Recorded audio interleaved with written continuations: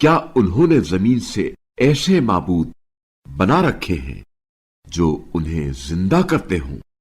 اگر آسمان و زمین میں اللہ کے سوا معبود ہوتے تو دونوں کے نظام درہم برہم ہو جاتے۔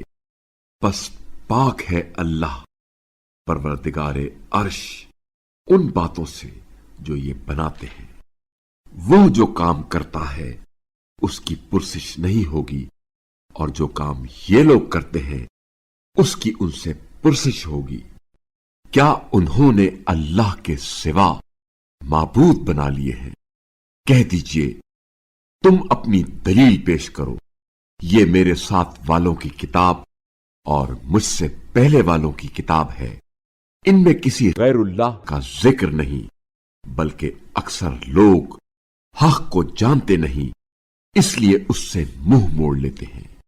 اور ہم نے آپ صلی اللہ علیہ وآلہ وسلم سے پہلے جو بھی رسول بھیجا ہے اس کی طرف یہی وحی کی ہے۔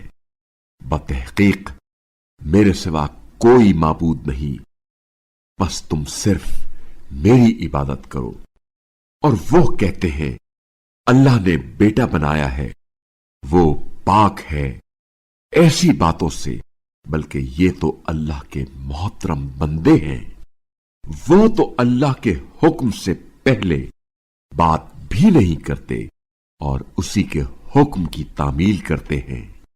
اللہ ان باتوں کو جانتا ہے جو ان کے روبرو اور جو ان کے پس پردہ ہیں، اور وہ فقط ان لوگوں کی شفاعت کر سکتے ہیں جن سے اللہ راضی ہے، اور وہ اللہ کی ہیبت سے ہراساں رہتے ہیں۔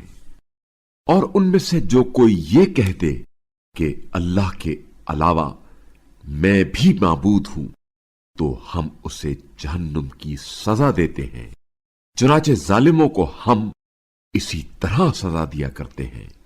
کیا کفار اس بات پر توجہ نہیں دیتے کہ یہ آسمان اور زمین باہم ملے ہوئے تھے، پھر ہم نے انہیں جدا کر دیا ہے، اور تمام جاندار چیزوں کو ہم نے پانی سے بنایا ہے، تو کیا پھر بھی وہ ایمان نہیں لائیں گے؟